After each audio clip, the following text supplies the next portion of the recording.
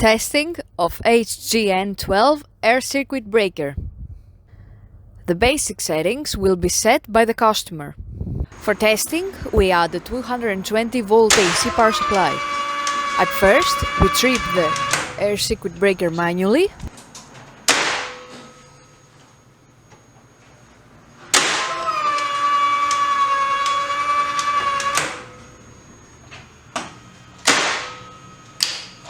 Then we trip the ACB with the help of the UVT.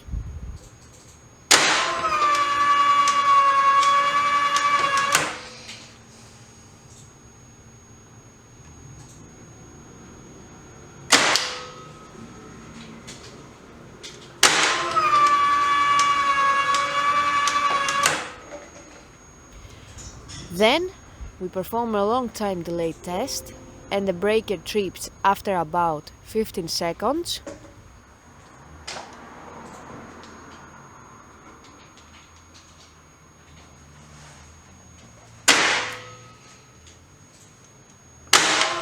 Lastly, we perform a short time delay test, and the breaker trips almost instantly.